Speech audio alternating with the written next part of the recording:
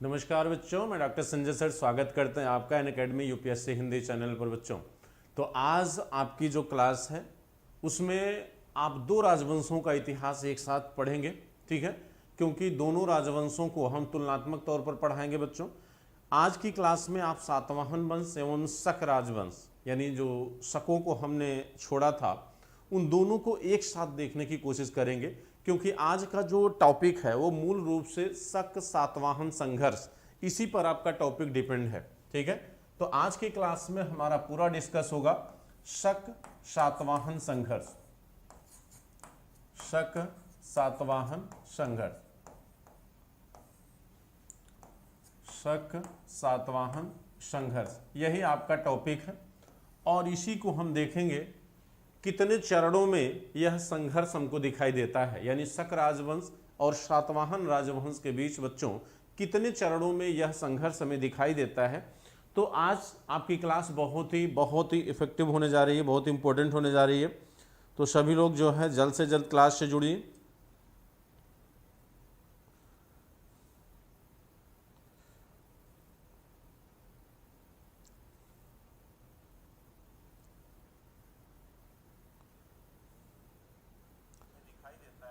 चलिए बच्चों, फटाफट आप लोग अपनी संख्या बढ़ाइए, इंक्रीज करिए अपनी संख्या, मैक्सिमम करिए। तो सभी लोग जो है जल्द से और सबको हमारी तरफ से गुड इवनिंग।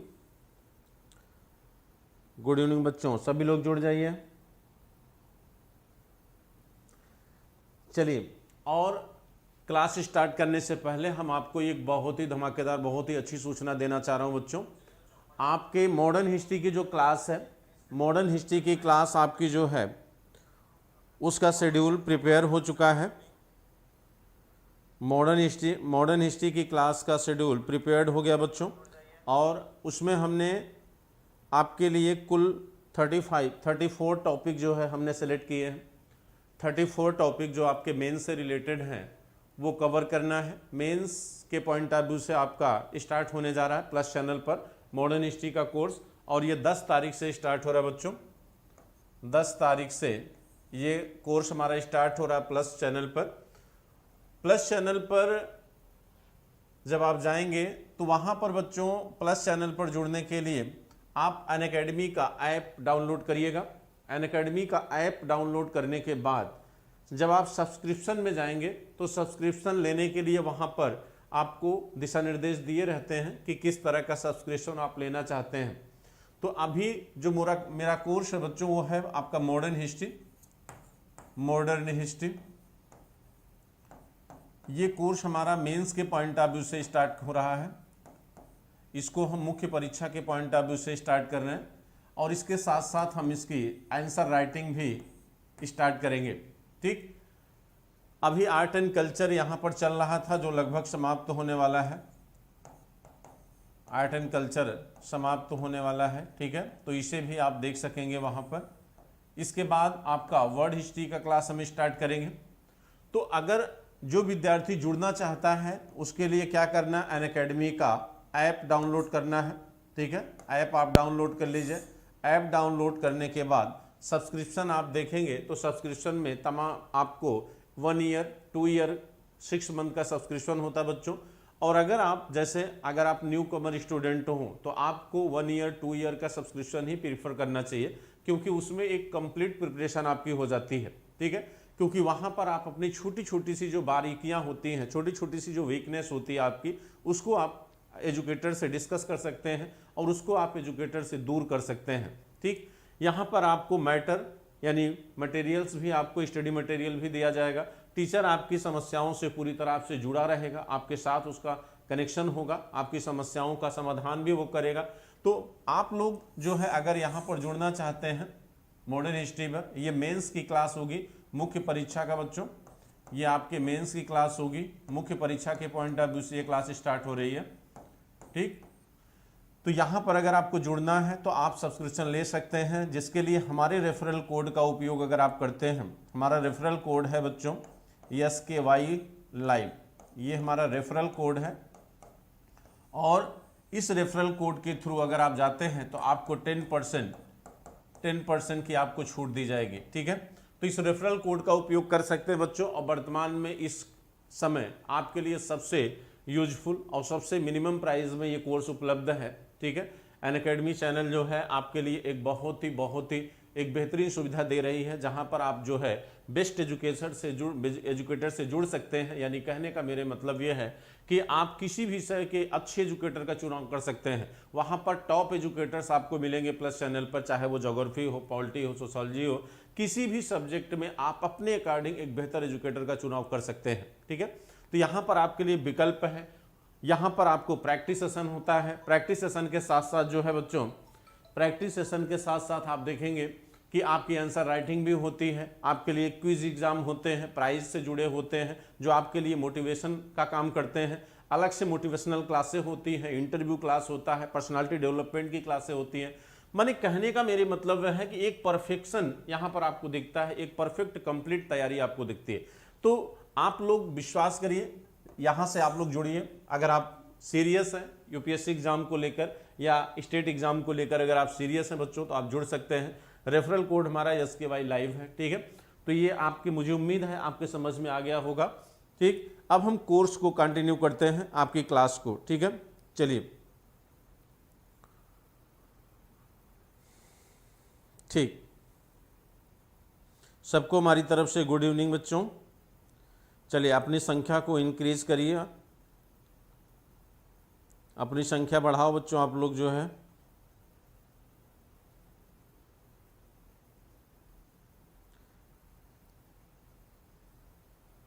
नेटवर्क प्रॉब्लम तो नहीं है क्या? मेरी आवाज़ आप तक जा रही है? मयंक वर्मा जी, राम जी, सौरभ सक्सेना जी, शीला कुमारी, चलिए सबको बहुत सारा प्यार बच्चों। सभी लोग जुड़ जाइए और ज़्यादा से ज़्यादा लोगों को आप लोग कम से कम लाइक तो कर दिया करिए, लाइक किया करिए। लाइक करने के साथ साथ कम से कम अपने ग्रुप में शेयर किया करिए बच्चों। मैं आपको इतना तो कम से कम लगता है कि नहीं, कोई टीचर जो है, कोई एजुकेटर अगर इतने दिन से आपके साथ जुड़ा है तो हमारे आपके बीच का एक कहीं ना कहीं एक इंटरनल रिलेशन भी हो चुका है। तो इतना तो कम से कम आप लोग कर ही सकते हैं कि ज़्यादा से ज़्यादा लोगों तक पहुंचाने की कोशिश करें बच्चों। लगातार आपके साथ काम कर रहा हूं मैं।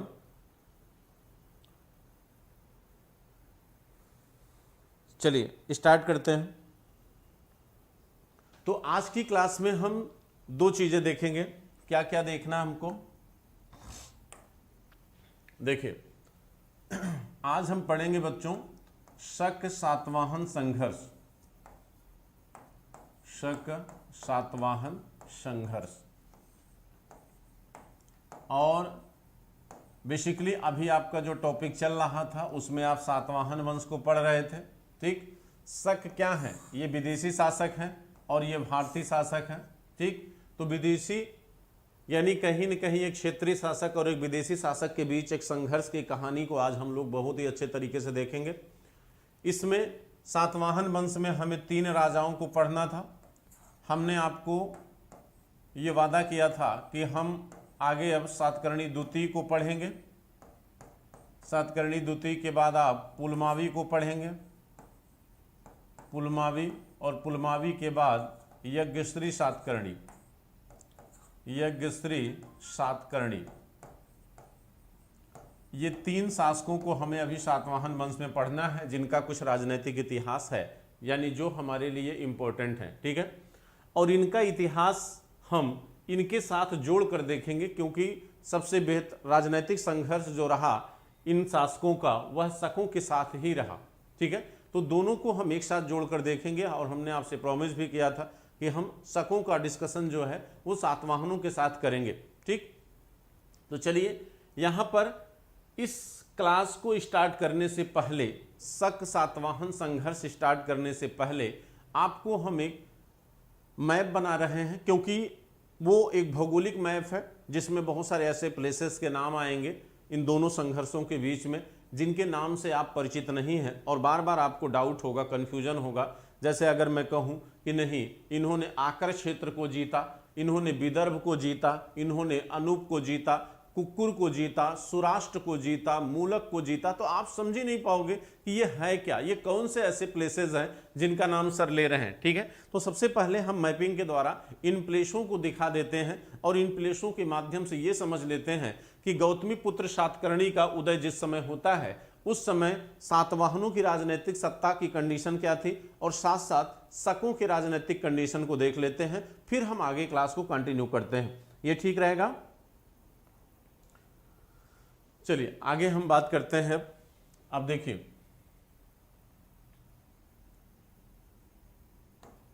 तो सबसे पहले एक मैप बना लेते हैं।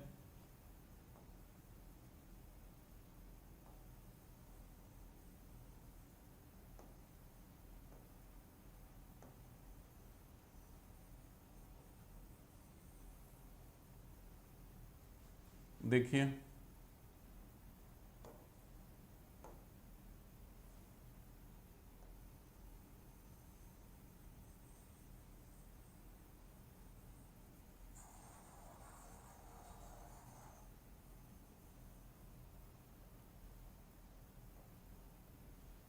ये है भारत का मैप, ठीक है। अब देखिए यहाँ पर हम स्थलों के नाम लिखते जाएंगे और यहाँ पर हम इंडिकेट करते जाएंगे, ठीक। तो सबसे पहला नाम हम ऊपर से ही लिखते हैं, ठीक।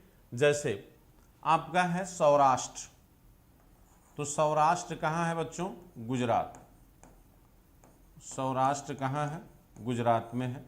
तो ये यहाँ पर लीजिए, चूंकि सौराष्ट्र एक ऐसा क्षेत्र है जो कहीं न कहीं तटों पे था, ठीक। इसके बाद अवंती, तो अवंती जो है वो आपका पड़ेगा यहाँ पर, अवंती। अवंती मतलब हो गया बच्चों पश्चिमी मालवा। अवंती माने, अवंती को आप कहेंगे, अवंती बराबर क्या होगा? पश्चिमी मालवा। पश्चिमी मालवा, पश्चिमी मालवा क्या है? अवंती है, ठीक है। इसके बाद आपका जो है विदर्भ है, तो विदर्भ आपका पड़ेगा यहाँ, विदर्भ। विदर्भ माने बरार। विदर्भ मतलब बरार। बरार माने आधुनिक कर्नाटक का क्षेत्र है। ये वर्तमान में कहाँ पड़ेगा बच्चों? कर्नाटक में, ठीक है। इसके बाद अनूप। अनूप, अनूप मतलब नर्मदा घाटी। अनूप मतलब नर्मदा घाटी। अनूप आपका पड़ेगा कहाँ पे? यहाँ पे। ये है आपका अनूप, ये है नर्मदा घाटी, ठीक है। इसके बाद अपरांत। अपरांत, अपरांत मतलब बच्चों उत्तरी कोंकण। अपरांत मतलब हो गया उत्तरी कोंकण। उत्तरी कोंकण आपका ये तट है, ये कोंकण तट है, इसे आप कहेंगे अपरांत। इसे आप क्या कहेंगे? जैसे आप पढ़े होंगे या देखे होंगे कि कोंकण तट जो है महाराष्ट्र से शुरू होता है, आपके गोवा तक कहीं न कहीं जाता है, ठीक। तो कहा जाता है जो अपरांत है, अपरांत क्या है? उत्तरी तट है एकदम, ठीक है। फिर यहाँ देखेंगे, ये आप यहाँ आ जाइए, ये है कूकर। कूकर, कूकर माने राजपूताना। कूकर मतलब बच्चों राजपूताना। आप लोगों को दिखाई दे रहा है? राजपूताना दिख रहा है कि नहीं दिख रहा आप लोगों को? इधर आ जाते हैं, ठीक है। चलिए, कूकर मतलब क्या हुआ? राजपूताना। इसके बाद आता है, मैं इधर लिख देता हूं, मूलक। मूलक, मूलक किसे कहा गया है? मूलक मतलब पैठन। मूलक मतलब पैठन। अब देखो पैठन कहाँ है? ये दक्षिणी महाराष्ट्र। ये है आपका पैठन। पैठन माने प्रतिष्ठान। ये हो गया पैठन। कुकर हो गया राजस्थान, ठीक। और कोई छूटा? अपरांत। ये मैप आप लोग बना लो बच्चों, मैप आप लोग बना लीजिएगा। फिर आप जानते हैं ये गोदावरी नदी ऐसे गई है, तो यहां पड़ेगा आपका अस्मक। अश्मक, ठीक। ये स्थान है, ठीक है। और यहां पर आपका है विदर्भ, सॉरी विदर्भ नहीं, यहां पर है विदिशा। विदिशा, विदिशा पड़ेगा आपका एमपी, ठीक है। पूर्वी एमपी विदिशा, ठीक। पश्चिमी एमपी ये मालवा के क्षेत्र में पड़ेगा अवंती, और अवंती के जस्ट बगल में क्या है? विदिशा है। तो ये क्षेत्र हैं जिनको आप जानते रहिए। क्योंकि इन क्षेत्रों का उल्लेख या नाम हम बार बार लेंगे तो आपको समझने में क्या होगी, आसानी होगी। ठीक है, तो चलते हैं। अब देखिए, अब हम बात करेंगे, ये मैप आप लोग बना लो बच्चों, सभी लोग मैप को क्या करिए, बनाने की कोशिश करिए, मैप बना लीजिए सभी लोग। आज आपकी संख्या बहुत कम लग रही है बच्चों, संख्या अपनी इंक्रीज करिए आप लोग।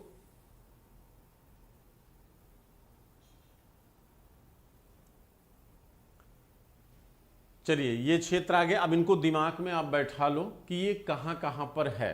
ठीक है, इनको दिमाग में पूरी तरह क्या कर लीजिए, बैठा लीजिए।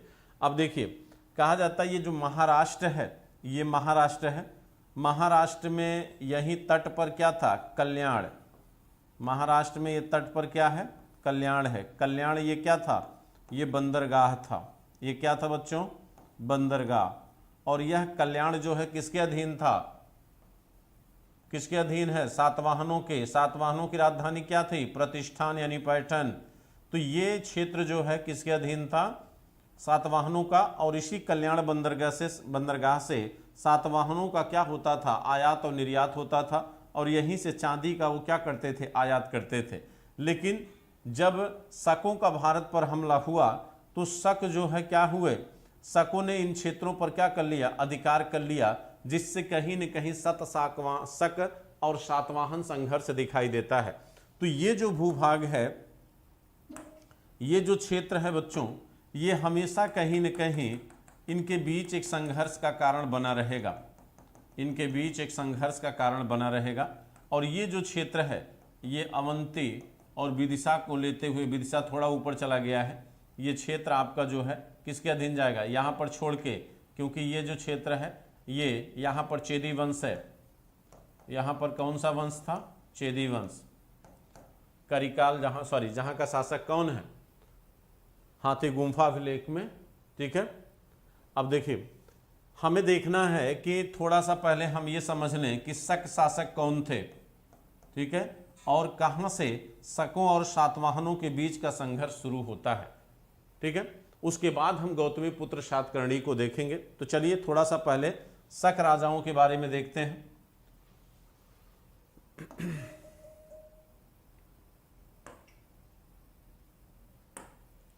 देखिए, शक शासक,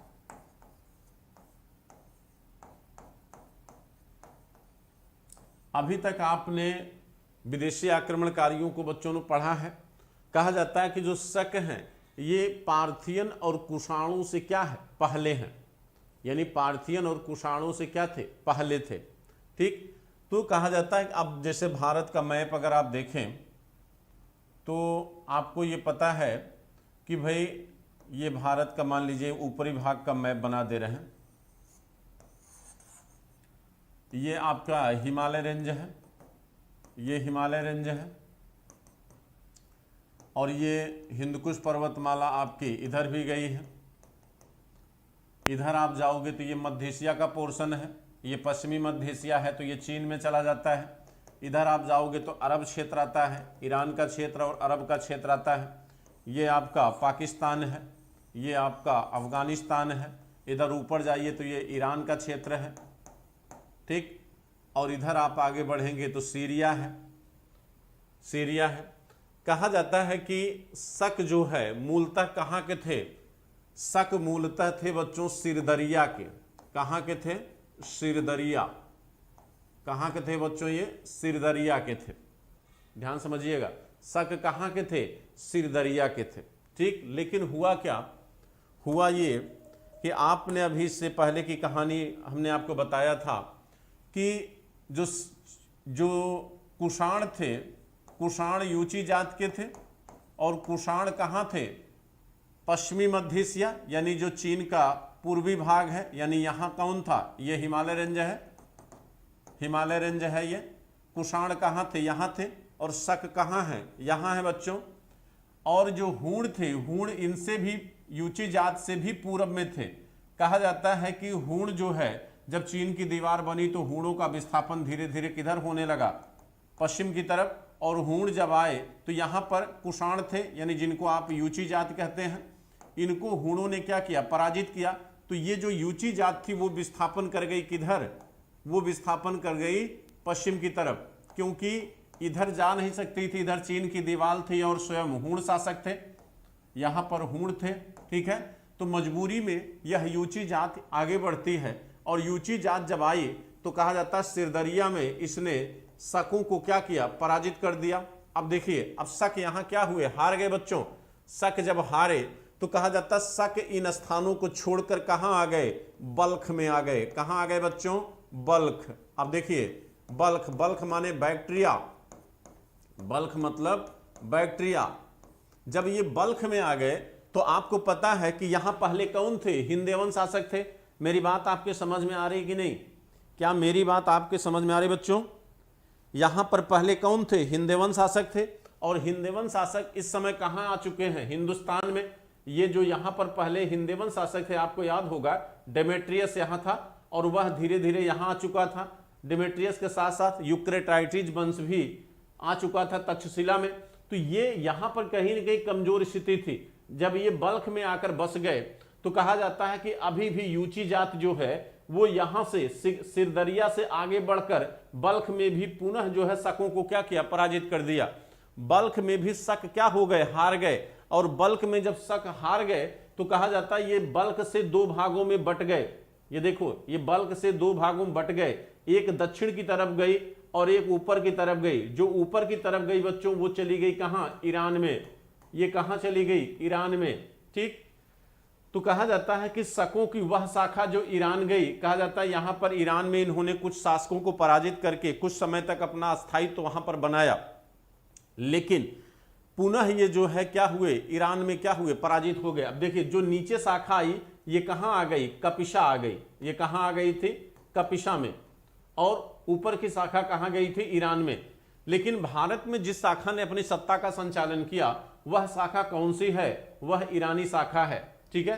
कहा जाता है ये ईरान में जब पुनः हार गए तो हारने के बाद ये सीधे ये भी दक्षिण मुड़े और सीधे कहां आ गए, सिंध के क्षेत्र में। ये कहां आ गए, सिंध के क्षेत्र में। और जिस समय ये हिंदुस्तान में आए उस समय यहां पर हिंदेवन शासक जो थे वो भारत के अंदर जो है क्या हो चुके थे, कमजोर हो चुके थे। तो उस कमजोरी का फायदा कहीं न कहीं यहां पर इन लोगों को क्या हुआ, प्राप्त हुआ, किसको, शकों को, ठीक है। तो हिंदवन शासक भी कमजोर थे और भारत में कोई एक ऐसी मजबूत राजनीतिक सत्ता नहीं थी जो इनका विरोध कर पाती, ठीक है। अगर कोई सत्ता मजबूत कंडीशन में थी तो वो कौन थी, वो यहां दक्षिणी महाराष्ट्र में कौन थी, सातवाहनों की सत्ता थी। दक्षिणी महाराष्ट्र में कौन थी, सातवाहनों की सत्ता थी। और इस समय उत्तर भारत में भी शुंग वंश कहीं न कहीं अपने पतन के क्या था, कगार पे था, उसका भी क्या हो चुका था, पतन हो चुका था। और उत्तर भारत में यानी मगध जो राजनीति का कभी केंद्र हुआ करता था वह इस समय जो है एक राजनीतिक शून्य से गुजर रहा था। वहां पर कोई ऐसी मजबूत राजनीतिक सत्ता नहीं थी जो किसी भी विदेशी को क्या कर सके, प्रतिरोध कर सके या रोक सके, ठीक है। तो इसीलिए आप देखिएगा कि जब ये शक एंट्री करेंगे तो कहा जाता है कि जब ये शक जो है जब भारत में सिंध नदी के पार इन लोगों ने एंट्री किया तो ये दो भागों में क्या हुए, बट गए। ये दो भागों में बटे, दो भागों में बटे। एक जिनको कहा जाता है पश्चिमी शाखा, इनको कहा जाता है क्या, पश्चिमी शाखा। और इनको कहा जाता है उत्तरी शाखा, इनको कहा जाता है उत्तरी शाखा। यानी ये उत्तर भारत में आई और ये पश्चिमी शाखा कहाँ गई, दक्षिण में एंट्री कर जाती है, ठीक। और ये उत्तर भारत में एंट्री कर गई। यानी दो शाखाओं में शक जो है क्या है, माने दो शाखाओं में शक क्या हो जाते हैं, विभाजित हो जाते हैं। इसको ऐसे ग्राफ से समझिए, भारत में शक, भारत में शक,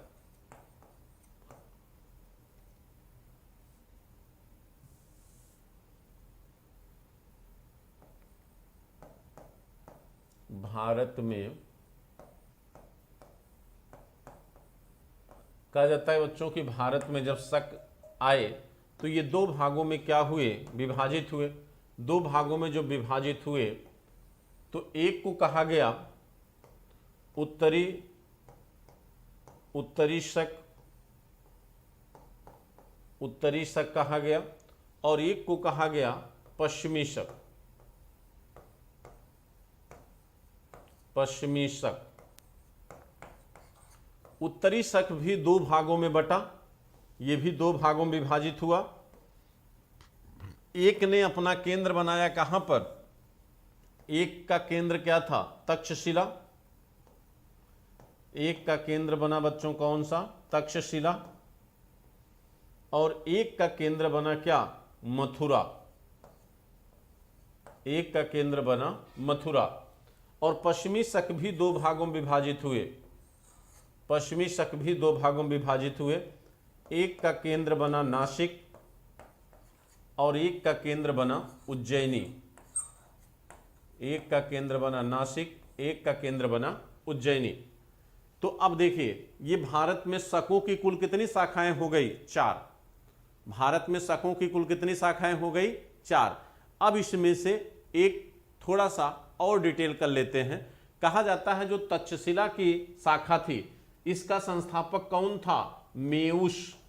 तक्षशिला की शाखा का संस्थापक कौन था, मेयुष, ठीक।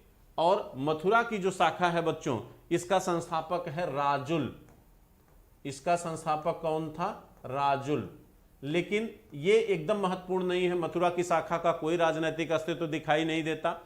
लेकिन जो मेयुष की शाखा है, इसमें एक योग्य शासक आता है जिसका नाम है गोंडो फर्नीज। लेकिन गोंडो फर्नीज के आने से पहले इसमें एक और शासक आता है जिसका नाम है edges first, edges second, edges first, edges second. और फिर आता है, यहां लिख दे रहे हैं हम, जिसका नाम है गोंडो फर्नीज। ये इंपॉर्टेंट है, गोंडो फर्नीज के बारे में आपको जानना है, ठीक है। गोंडो फर्नीज का एक अभिलेख था जिसका नाम है बच्चों तख्ते बही अभिलेख। तख्ते बही अभिलेख, यह अभिलेख बेहद इंपॉर्टेंट है, ठीक। तख्ते बही अभिलेख कहा जाता है कि ये हिंदुस्तान का पहला ऐसा विदेशी शासक है जिसके साथ एक ईसाई आता है जिसका नाम तो सेंट थॉमस है। जिसका नाम क्या था, सेंट थॉमस था। इसी के साथ भारत में पहला ईसाई क्या करता है, एंट्री करता है, जिसका नाम क्या है, गोंडो फर्नीज या गुडफर्ड या बिंदफर्ड। ये इसी के नाम है, किसके, गोंडो फर्नीज के, जिसके साथ हिंदुस्तान में एक विदेशी सत्ता यानी एक ईसाई का क्या होता है, आगमन होता है, ठीक है।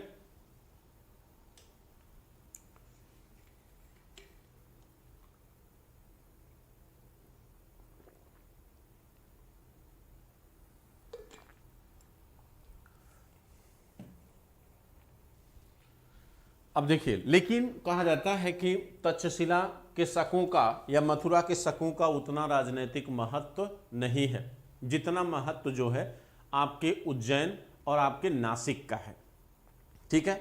तो कहा जाता है कि उज्जैन में कामर्दक वंश था। यहां उज्जैनी में कौन सा वंश था बच्चों, कामर्दक वंश। यहां पर कामर्दक वंश था और इस कामर्दक वंश का संस्थापक था कौन, चष्टन।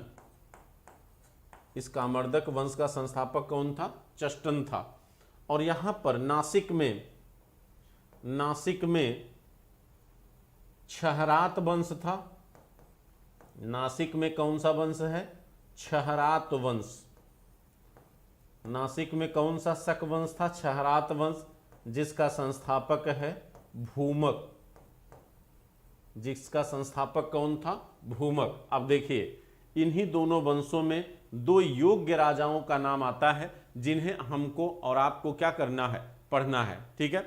कहा जाता है कि कामर्दक वंश में जो सबसे योग्य शासक है वो है रुद्रदामन। तो कामर्दक वंश यानी इसमें चष्टन के बाद जो योग्य शासक आएगा वो है रुद्रदामन। और इस रुद्रदामन का संघर्ष होगा किससे, सातवाहनों से। सातवाहनों में किससे हुआ, सातकर्णी प्रथम और उसके बेटे पुलमावी से। सातकर्णी फर्स्ट और उसके बेटे पुलमावी से संघर्ष होगा, ठीक है। ध्यान समझिएगा, थोड़ा सा क्रिटिकल टॉपिक है। तो ये उज्जैनी में शकों की एक शाखा है, ठीक है, और जिसका संस्थापक कौन है, चष्टन है। और इसमें चष्टन से आगे रुद्रदामन आता है जो बेहद इंपॉर्टेंट है। रुद्रदामन के विषय में हमें जानकारी कहाँ से मिलती है, जूनागढ़ अभिलेख से मिलती है, ठीक है। और इसी जूनागढ़ अभिलेख में ये कहा गया है कि इसने दक्षिणा पथपति को क्या किया, पराजित किया। तो दक्षिणापथपति कौन है? सातकर्णी द्वितीय है, ठीक। और दक्षिणापथपति अगला कौन है? पुलमावी है, ठीक है। तो सातकर्णी द्वितीय से हारा था, लेकिन पुलमावी को इसने क्या किया था? पराजित किया था। और जो दूसरा वंश है आपका, जिसे आप कहते हो क्षहरात वंश, क्षहरात वंश में सबसे योग्य शासक आएगा कौन? नहपान। तो यहां पर भूमक के बाद हम देखेंगे किसको? नहपान को। कहा जाता है कि नहपान ने सातवाहनों की सत्ता को क्या किया था? जमीदोज कर दिया था, पददलित कर दिया था। यानी पूरी तरह से नहपान ने सातवाहनों की सत्ता को क्या किया? नष्ट कर दिया था। और कहा जाता है कि इसने कल्याण बंदरगाह, जो किसका था? जो माने सातवाहनों का था, उस कल्याण बंदरगाह पर इसने क्या किया? अधिकार कर लिया, जिससे सातवाहनों का जो अंतरराष्ट्रीय व्यापार था वो पूरी तरह क्या हो जाता है? बाधित हो जाता है। और यही एक कारण था जिसकी वजह से दोनों राजवंशों में एक लंबे समय तक संघर्ष दिखाई देता है, जैसे त्रिराष्ट्रकूट संघर्ष आपको देखने को मिलता है, ठीक है। चलिए बच्चों, आज आपकी संख्या काफी कम है। क्यों? लिंक में कोई प्रॉब्लम थी क्या? लिंक नहीं गया है क्या आप लोगों के पास?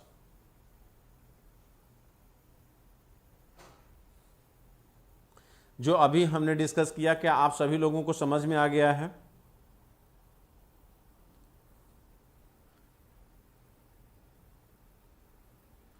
बच्चों, क्या आपको समझ में आया जिसको जो अभी हमने बताया?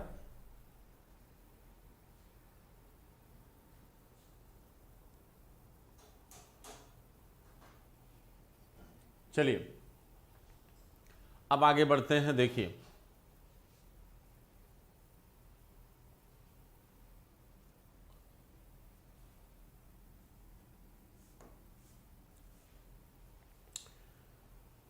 कहते हैं कि जब शकों की सत्ता दक्षिण भारत में आई,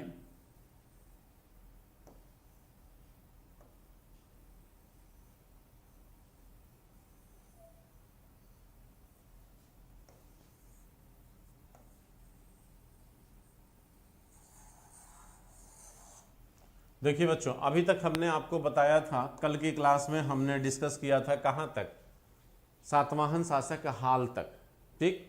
और हमने आपको बताया था कि हाल के बाद यानी सातकर्णी प्रथम के बाद से ही सातवाहनों में एक अंधकार युग का दौर आता है। अंधकार युग का दौर आता है कहने का मतलब है कि सातकर्णी प्रथम के बाद जो राजा सातवाहन वंश में दिखाई देते हैं, उनमें कोई ऐसा राजा हमें दिखा नहीं जो योग्य हो या जिसके राजनीतिक इतिहास की जानकारी हमको दिखाई देती हो, ठीक।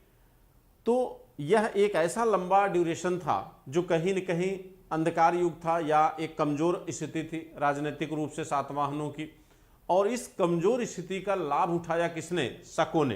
कहा जाता है इस क्षेत्र में शक आ चुके थे, ठीक। और ये जो भूभाग है बच्चों, वो किसका है? ये सातवाहनों का है। ये सातवाहनों का क्षेत्र है, ठीक। कहा जाता है कि यहां पर शक राजवंशों की एकदम स्पष्ट स्थिति होने से पहले कहा जाता है यहां पर एक ऐसे यानी भूमक यहां पर संस्थापक है किस राजवंश का? भूमक संस्थापक था बच्चों आपके जो है, कहा जाता है जो क्षहरात वंश आपका स्थापित हुआ नासिक क्षेत्र में भूमक, जिसे क्षहरात वंश का संस्थापक कहा जाता है। यानी यहां पर नासिक में जो क्षहरात वंश आपका अभी हमने डिस्क्राइब किया, क्षहरात वंश, जिसका संस्थापक कौन था? भूमक। क्षहरात वंश जिसका संस्थापक कौन है? भूमक, ठीक। और भूमक के बाद यहां कौन आता है? नहपान। कहा जाता है सातवाहनों की सबसे पहले सातवाहनों की यही शाखा हमें दक्षिण भारत में दिखाई देती है। सातवाहनों की यही शाखा हमें दक्षिण भारत में दिखाई देती है। यानी सबसे पहले क्षहरात वंश की शाखा ही इस क्षेत्र में आई, यानी उज्जैनी की शाखा इनसे क्या है? बाद में आई है, ठीक है। शक पहले यहीं पर आकर बसे और यह माना जाता है कि जब क्षहरात वंश का उदय यहां पर हुआ भूमक के द्वारा, उससे पहले यहां पर एक और शक शासक का नाम आता है जिसका नाम था मिम्बरस, जिसका नाम था बच्चों मिम्बरस। क्या नाम था उसका? मिम्बरस। कहा जाता है कि यहां पर एक अन्य शक शासक का नाम आता है जिसका नाम क्या है? मिम्बरस। कहा जाता है मिम्बरस की राजधानी मिन्न नगर बताई जाती है। इसकी राजधानी कहाँ बताई जाती है? मिन्ननगर। अब इस राजधानी को लेकर इतिहासकारों ने अपने अपने तरीके से अनुमान लगाया है। कोई कहता है कि सौराष्ट्र का जो क्षेत्र है वह इसकी राजधानी थी, सौराष्ट्र यानी महाराष्ट्र का जो क्षेत्र है। कोई कहता है काठियावाड़ का जो क्षेत्र यानी गुजरात का जो क्षेत्र है वह इसकी राजधानी है। कोई कहता है दोनों के बीच का क्षेत्र क्या था? मिन्ननगर था। तो जो भी रहा हो, लेकिन मेंबरस के बारे में जो जानकारी हमको मिलती है कि इनके बारे में कहा गया कि मेंबरस ने सातवाहनों को पराजित करके जो अपरांत का क्षेत्र है, देखिए अपरांत माने क्या बताया हमने बच्चों? अपरांत के विषय में हमने क्या बताया था कि अपरांत क्या है? अपरांत को हमने किसे बताया था? आंसर करिए आप लोग। अपरांत कौन सा क्षेत्र था? अपरांत बच्चों आपका उत्तरी कोंकण का क्षेत्र है। कौन सा क्षेत्र है? उत्तरी कोंकण का क्षेत्र है।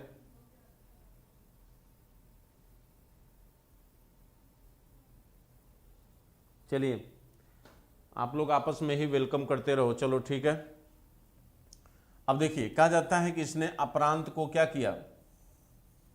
जीत लिया। किसने? मेंबरस ने। न केवल अपरांत को जीता बल्कि ये उत्तर में यहां बढ़कर मालवा को भी इसने क्या किया? जीता। किसने? मेंबरस ने। मालवा को जीतने के बाद जो प्रतिष्ठान है, प्रतिष्ठान यानी पैठन, ये किसका क्षेत्र था? सातवाहनों की राजधानी थी। कहा जाता है कि मेंबरस ने अपरांत, प्रतिष्ठान और मालवा को जीतकर यहां से सातवाहनों को क्या किया था? विस्थापित कर दिया था। ये कहानी किसके बारे में है? मेंबरस के बारे में है। लेकिन यह घटना तब हुई होगी जब सातवाहनों में गौतमी पुत्र सातकर्णी की मृत्यु हो चुकी होगी, यानी जब सातकर्णी प्रथम की मृत्यु हो चुकी थी, ठीक। और सातकर्णी प्रथम के बाद के काल को हम क्या कहते हैं? अंधकार युग कहते हैं। यानी इसके बाद जो है कमजोर शासकों का दौर आता है सातवाहनों में। तो जब कमजोर शासकों का दौर रहा होगा, उसी कमजोरी का फायदा मेंबरस ने उठाया और यहां से सातवाहनों को क्या किया? विस्थापित कर दिया। मालवा, अपरांत और प्रतिष्ठान जीतकर अपने क्षेत्र को इसने कहीं न कहीं जो है कहां तक विस्तारित कर दिया? यहां तक। ये वाला क्षेत्र जो है आ गया किसके अधीन? शकों के अधीन। और वह शक राजा कौन था? मेंबरस था। लेकिन कुछ इतिहासकारों का मानना है कि यह शक राजा कौन है? नहपान है। यह शक राजा कौन है? नहपान है। ठीक है। तो अब सीधी सी बात, अगर हम नहपान को ही मान लें तो नहपान इसका मतलब कि सातवाहनों के क्षेत्र को क्या किया? जीत लिया। तो सीधी सी बात है कि सातकर्णी प्रथम के बाद जब भी कोई योग्य राजा आएगा सातवाहनों में, जब भी कोई योग्य राजा आएगा तो वह अपनी इस प्रतिष्ठा को पुनः क्या करेगा? स्थापित करना चाहेगा। और वह प्रतिष्ठा पुनः तभी आ सकती है जब वह शकों को क्या करे? पराजित करे, यानी शकों को राजनीतिक रूप से पददलित कर दे। तो ऐसा किसने किया? ऐसा किया सातकर्णी प्रथम ने। ऐसा किया सातकर्णी प्रथम ने। तो यही सातकर्णी प्रथम के समय से ही शक सातवाहन संघर्ष का पहला चरण, फर्स्ट स्टेज क्या होता है? स्टार्ट होता है। ठीक। तो सातवाहन और शकों के संघर्ष का पहला चरण यहीं से स्टार्ट होता है बच्चों। और उसका कारण हमने बताया कि ऐसा क्यों हुआ। ठीक है। ऐसा क्यों हुआ उसकी जानकारी हमने आपको दे दिया है।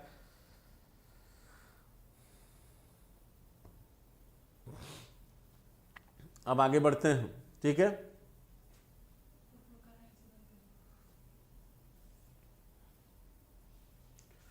अब देखिए, अब हम शक सातवाहन संघर्ष की शुरुआत करते हैं, लेकिन उससे पहले थोड़ा सा गौतमीपुत्र सातकर्णी के बारे में जान लेते हैं।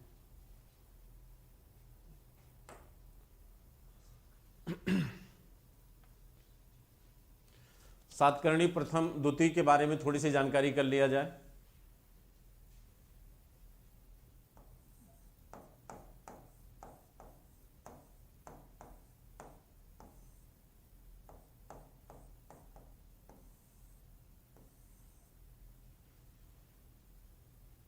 सातकर्णी द्वितीय। ठीक है। चलिए, तो सातकर्णी द्वितीय के बारे में कहा जाता है कि सातकर्णी द्वितीय ने सातवाहनों की प्रतिष्ठा को पुनर्स्थापित किया। सातवाहन सत्ता का, सातवाहन प्रतिष्ठा का पुनर्संस्थापक कहा जाता है, पुनर्संस्थापक, सातवाहन सत्ता का पुनर्संस्थापक। इसको कई नामों से जाना जाता है, इसकी टाइटल उपाधियां देख लीजिए, पहले उपाधियां देख लेते हैं। इसके बाद इसका एक अन्य उपाधि है बेड़ा कटक का स्वामी। बेड़ा कटक क्या है? यह ग्राम है। बेड़ा कटक एक ग्राम था जिसकी स्थापना इसने किया था। बेड़ा कटक का स्वामी कहा गया है। इसका ड्यूरेशन जो है 106 ईस्वी से 130 ईस्वी तक है, ठीक है। तो बेड़ा कटक का स्वामी, दक्षिणापथपति, दक्षिणापथपति, दक्षिणापथपति। इसके बाद जो है इसे हम दक्षिणापथपति के साथ साथ इसकी एक टाइटल और थी जो भी ध्यान नहीं आ रहा है, ठीक है। अब देखिए, कहा जाता है सातकर्णी द्वितीय जब सत्ता में आया तो सबसे पहला प्रयास इसने किया कि अपने वंश की खोई हुई प्रतिष्ठा को, खोई हुई मान सम्मान को यह क्या करता है, पुनः हासिल करने का प्रयास करता है, ठीक। और माना जाता है कि यह सातवाहनों में 23वें क्रम का क्या है, शासक है। किस क्रम का? 23वें क्रम का, 23 नंबर का ये क्या है, शासक है बच्चों, ठीक। कहा जाता है इसके जो पिता थे उनका नाम शिव स्वामी और माता का नाम गौतमी बलश्री, यानी पिता इनके क्या है, शिव स्वामी। इनके पिता का नाम क्या था, शिव स्वामी था, और माता का नाम क्या है, बलश्री। तो पिता के बारे में बहुत जानकारी नहीं प्राप्त होती कि क्या ये राजवंश से थे या नहीं थे, ठीक है। तो बलश्री गौतमी जो इनकी माँ थी, कहा जाता है कि शासन के अंतिम चरण में सातकर्णी द्वितीय ने अपनी माँ के साथ एक संयुक्त शासन का संचालन भी किया था। तो एक नई परंपरा को इन्होंने पैदा किया था। कहा जाता है कि जो बलश्री गौतमी जो इनकी माँ थी, बलश्री गौतमी, ये योग्य महिला थी बच्चों, योग्य महिला थी, और इन्होंने कुछ समय तक अपने बेटे के साथ एक संयुक्त शासन का संचालन किया था। और इन्हें जो है एक इनका नाम है राजर्षि बधू, इनको एक उपाधि दी गई थी, राजर्षि बधू। राजर्षि बधू इनकी क्या थी, उपाधि थी, ठीक है। राजर्षि बधू बच्चों इनकी क्या थी, उपाधि थी, किसकी, बलश्री गौतमी की, ठीक, जो इनकी क्या थी, माँ थी, ठीक। तो अब देखिए, कहा जाता है कि इसको मैंने गौतमी पुत्र सातकर्णी द्वितीय के बारे में कहा जाता है कि इसके घोड़े जो है 3 समुद्रों का पानी पिया करते थे। इसके घोड़े जो है 3 समुद्रों का पानी पिया करते थे। इसका क्या मतलब है? किसी ने इनके बारे में कहा जाता है कि इसके घोड़े 3 समुद्रों का पानी पिया करते थे। 3 समुद्रों का पानी पिया करते थे। इसका मतलब है कि कहीं न कहीं इसने अपने पश्चिम, पूर्व आदि के क्षेत्रों को क्या किया था, जीत लिया था। 3 घोड़ों माने 3 समुद्रों के पानी पिया करते थे। इसका मतलब है कि हिंद महासागर, अरब सागर और बंगाल की खाड़ी, तीनों क्षेत्रों तक, यानी तीनों तक कहीं न कहीं इसने अपने राज्य का क्या कर दिया था, विस्तार किया था, ठीक है। और इसके बारे में कहा जाता है कि गौतमी पुत्र सातकर्णी यानी सातकर्णी द्वितीय ने शकों को क्या किया, पराजित किया। शकों को क्या किया, पराजित किया। और इस समय शक शासक कौन था? इस समय शक शासक का अंदाजा नहीं लग पाता, कुछ लोग कहते हैं रुद्रदामन था, ठीक है। लेकिन ये स्पष्ट है कि शकों को पराजित किया था। इसकी जानकारी कैसे मिलती है? कहा जाता है जोगलथम्बी मुद्रा भांड से जो मुद्राएं पाई गई हैं उस पे बहुत सारी ऐसी मुद्राएं हैं जो नाहपान की थी, ठीक। अच्छा, एक दिन शायद मुझसे मिस्टेक हुई थी, मैंने मिनांडर बोल दिया था। मिनांडर नहीं बच्चों, वो नाहपान ही है। कहा जाता है नाहपान की मुद्राओं पर सातकर्णी द्वितीय का अंकन है, जिससे ये पता चलता है कि नाहपान के क्षेत्रों को गौतमी पुत्र सातकर्णी द्वितीय ने क्या किया, जीता, ठीक है। तो सातकर्णी द्वितीय जो है जीता, इसकी जानकारी किससे पता चलती है? उन मुद्राओं से जो कभी किसकी थी, मिनांडर की थी, लेकिन अब उस पर किसका अंकन था, सातकर्णी द्वितीय का। दूसरी बात, सातकर्णी द्वितीय के बारे में कहा गया है कि इसने अवंती, आकर, विदर्भ, अनूप इन सारे क्षेत्रों को क्या किया था, जीत लिया था। कौन कौन क्षेत्र? अवंती, अवंती, अनूप, आकर, विदर्भ, अपरांत, ये सारे क्षेत्र जो है सातकर्णी द्वितीय ने पुनः क्या किया, जीत लिया। और ये सारे क्षेत्र आपको पता है ये शकों की क्या थे, अधीन थे। ठीक है, ये शकों के अधीन थे। ये भी कहा जाता है कि सातकर्णी द्वितीय ने आपके शक शासक यानी जो आपके रुद्रदामन थे, एक योग्य राजा था, उसको भी इसने क्या किया था, पराजित किया था। ठीक है, लेकिन कहा जाता है कि ये सच है कि कहीं न कहीं इसने अपने राज्य का पुनः क्या किया, विस्तार किया। और इसीलिए कहा जाता है कि यह दक्षिणापथ पतेश्वर था, दक्षिणापथपति भी था। और उसके साथ साथ ये भी कहा गया कि इसके घोड़े 3 समुद्रों का पानी पीते थे, जिससे यह स्पष्ट होता है कि इसने अपने राज्य को कहीं न कहीं दक्षिण तक क्या किया, विस्तारित किया। ये बात सातकर्णी द्वितीय के बारे में कही गई है। कहा जाता है कि इन विजयों के बाद, जो विजय सातकर्णी द्वितीय ने किया, इन विजयों के बाद जो है इसने अपने विजय के स्वरूप, विजय करने के बाद बौद्धों को पहला ग्राम इसने दान दिया था, जिसका नाम है अजकालकीय ग्राम। क्या नाम है? अजकालकीय। कहा जाता है जब ये विजय संपन्न हुई तो इसने बौद्ध समुदाय को पहला ग्राम दान दिया था। अब देखिए, यहीं से ग्रामदान की परंपरा शुरू होती है। बौद्ध समुदाय को इसने पहला ग्राम जो दान दिया उसे कहा जाता है अजकालकीय ग्राम, अजकालकीय ग्राम। इसके बारे में एक कहानी और है। अजकालकीय ग्राम बच्चों, ये पहले किसके अधीन था? ये पहले अधीन था किसके? नहपान के। इससे भी पता चलता है कि नहपान से इसने छीना होगा, नहपान को पराजित किया होगा। लेकिन कहा जाता है नहपान का एक दामाद था उशावदात, नहपान का दामाद था, नहपान का दामाद था उशावदात, उशावदात ये नहपान का दामाद था। कहा जाता उशावदात ने भी इसी ग्राम को, इसी अजकालकीय ग्राम को दान दिया।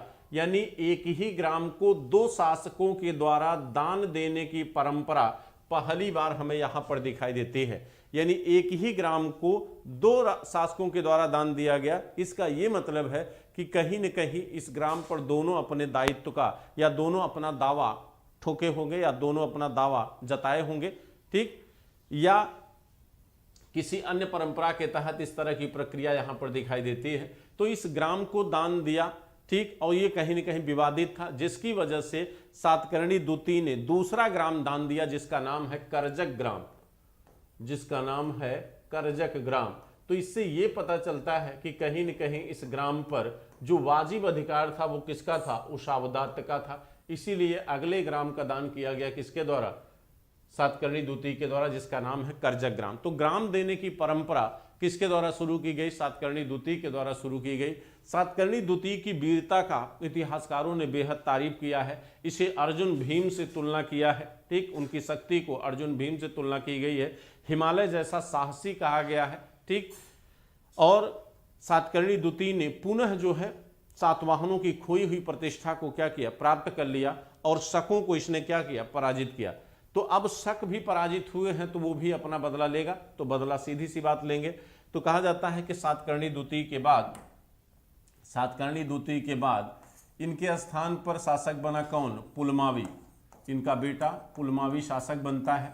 और पुलमावी जब शासक बने तो उस समय इनके समकालीन राजा कौन है? शक शासक रुद्रदामन है। इनके समकालीन शक शासक कौन है? रुद्रदामन। इनके समय शक शासक कौन है बच्चों? रुद्रदामन है।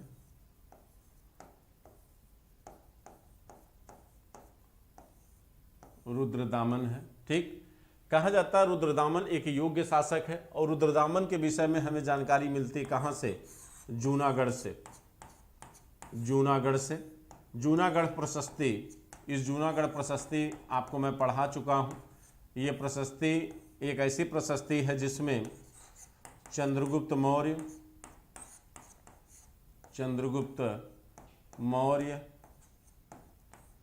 और चंद्रगुप्त मौर्य के बाद अशोक, अशोक, फिर रुद्रदामन, रुद्रदामन और स्कंदगुप्त। इन 4 राजाओं का नाम इस प्रशस्ति में आता है बच्चों। कहा जाता है कि यह प्रशस्ति सौराष्ट्र प्रांत में है। किस प्रांत में है? सौराष्ट्र यानी जूनागढ़, सौराष्ट्र प्रांत में, जूनागढ़ में ये है, ठीक है। और पुष्यमित्र जो है गवर्नर था किसके समय? चंद्रगुप्त मौर्य के समय। अशोक के समय यहाँ का गवर्नर बच्चों कौन है? तुषास्प। अशोक के समय गवर्नर कौन था? तुषास्प है।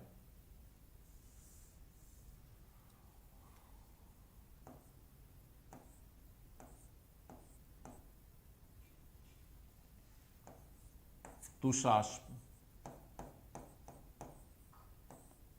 रुद्रदामन के समय कौन था? सुविशाख।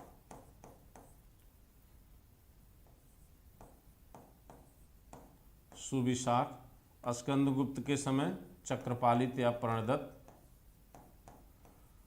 देखिए, कहा जाता है कि रुद्रदामन के विषय में जानकारी हमको जूनागढ़ से मिलती है बच्चों, और ये डिटेल में चूंकि बता चुका हूँ जूनागढ़ प्रशस्ति को, तो यहाँ फिर से बताने में लंबा समय लग जाएगा। लेकिन यहाँ पर हम डिस्कस करेंगे किसके बारे में? रुद्रदामन के बारे में। तो रुद्रदामन के विषय में क्या जानकारी मिलती है? रुद्रदामन के बारे में कहा गया है कि रुद्रदामन के समय यहाँ पर एक झील बनी थी। कहाँ पर? सुदर्शन झील, जिसका पहले निर्माण कराया था किसने? सबसे पहले यहाँ पर गिरनार पर्वत पर एक झील बनी थी, सुदर्शन झील, जिसको बनाया था चंद्रगुप्त मौर्य ने, ठीक है। और यह झील जो है रुद्रदामन के समय क्या हुई? टूट गई।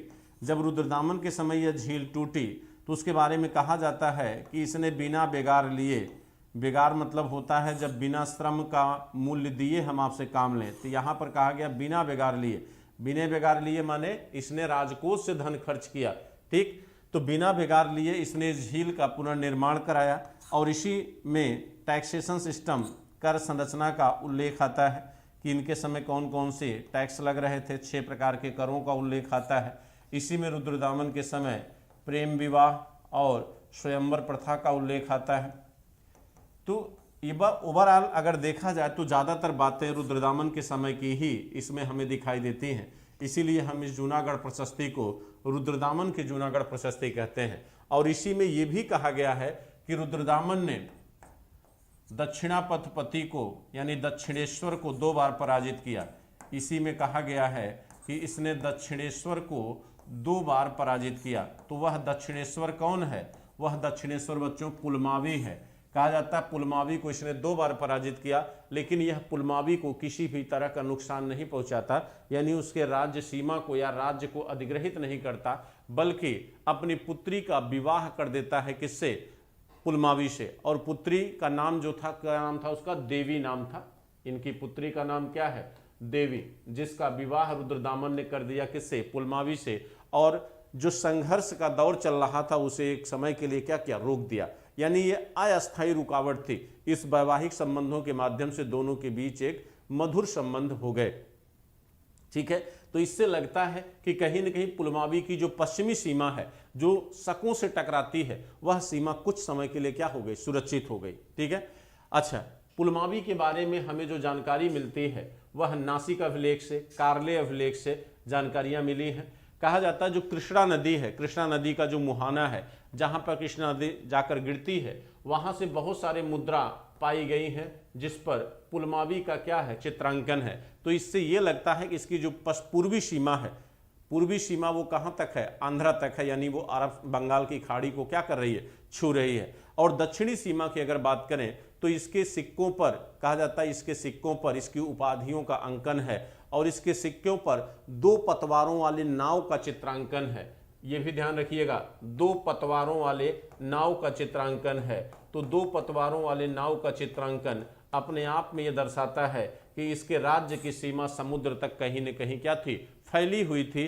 तभी ये 2 पतवारों वाले नाव का मतलब है कि ये अंतर्राष्ट्रीय व्यापार को प्रतिबिंबित कर रहा है। और अंतर्राष्ट्रीय व्यापार बच्चों तभी हो सकता है जब कहीं न कहीं इसकी सीमा समुद्र तक क्या रही हो? छूती रही हो। तो इससे ये अनुमान लगाता है कि यह दक्षिण में हिंद महासागर तक भी इसके साम्राज्य की सीमा कहीं न कहीं क्या थी? फैली हुई थी, ठीक। अच्छा, अमरावती स्तूप के निर्माण का श्रेय दिया जाता है किसको? पुलमावी को। अमरावती निर्माण नहीं माने संवर्धन, संवर्धन माने पुनः निर्माण, उसका मेंटेनेंस करने का श्रेय पुलमावी को दिया जाता है। तो इससे ये लगता है कि नहीं, कहीं न कहीं जो इनके जो विश्वास हैं, भले ये ब्राह्मण धर्मावलंबी है लेकिन अन्य धर्मों का भी ये सम्मान किया करते थे।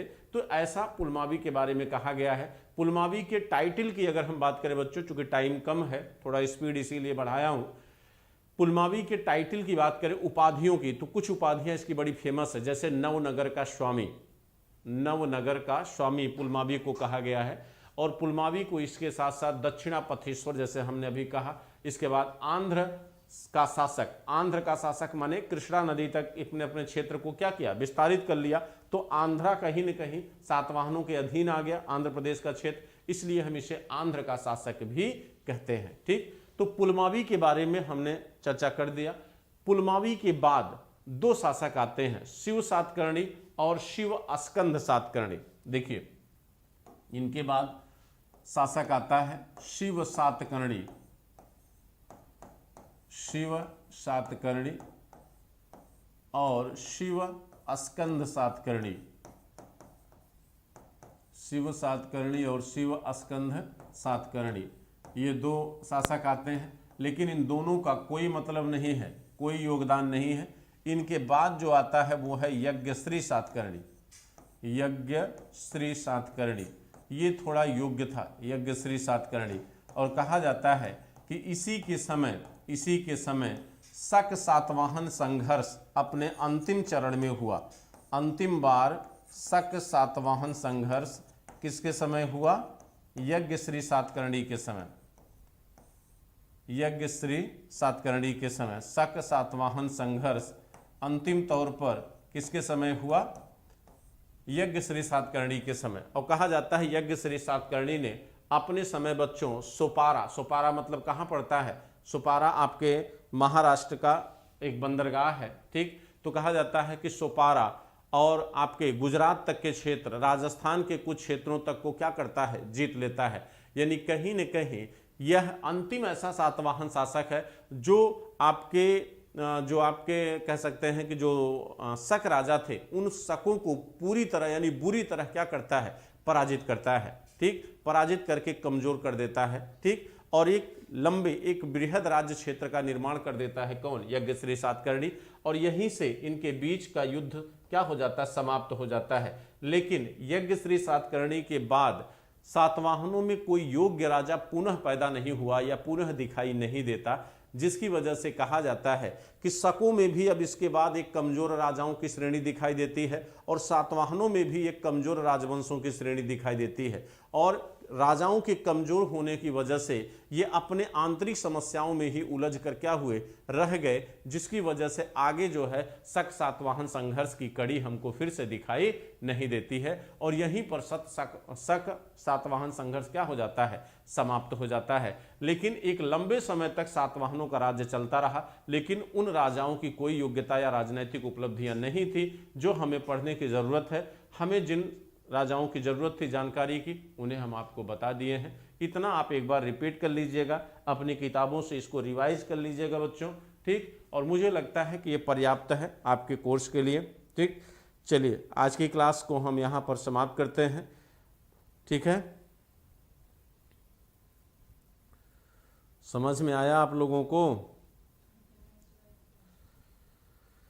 मेरी आवाज़ पहुँच रही है आप तक? पंकज जी, अरविंद जी, आप लोग भी फुर्सत में हो गए होंगे, अभी तक तो बहुत बिजी थे आप लोग।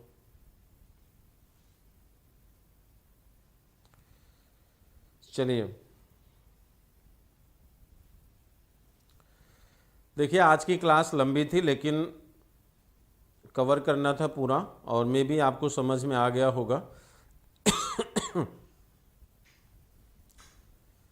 समझ में आया या कोई डाउट है?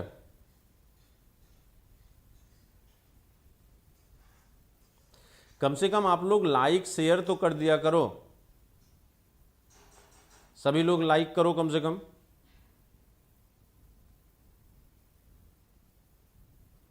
हाँ, सबको हमारी तरफ से गुड इवनिंग, गुड इवनिंग। चलो ठीक है, शुभ रात्रि।